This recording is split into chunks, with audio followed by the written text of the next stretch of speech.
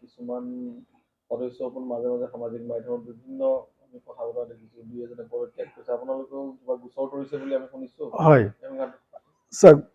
আৰপা হ'ল এটা সম্পূৰ্ণৰূপে এটা পাবত গজা সংগঠন।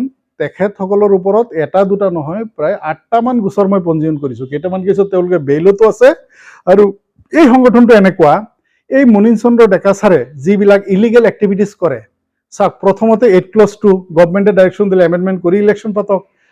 আমি গৈ পেলাই কাউণ্টাৰ দিলোঁ, আমি গৈ পেলাই তেওঁৰ ক্ৰাইমটো ধৰিলোঁ, আৰু আৰপা নামৰ এই পাবত গজা সংগঠন গ'লে পিছদিনাখন প্ৰেছ মিট দি পেলাই তেওঁক দুৱা তুলসীৰ পাত সজাই দিলে যে নাই গভৰ্ণমেণ্টৰ ডাইৰেকশ্যন মতেই কৰা হ'ল। কিন্তু এইটো উচ্চ ন্যায়ালয়ত একদম ক্লিয়াৰ স্পষ্ট হৈছে যে তেওঁলোকে এটা ভুল ব্যক্তিক তেওঁলোকে ছাপোৰ্ট কৰি আছে, আৰু এইখিনি গোটেই অসমৰ ফাৰ্মাচিষ্টে অলৰেডি গম পাইছে।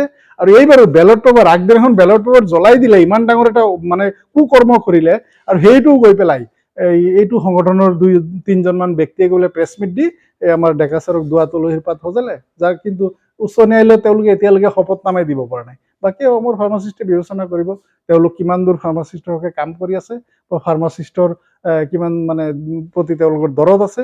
বাকী অসমৰ ফাৰ্মাচিষ্টে জানে এই কথা।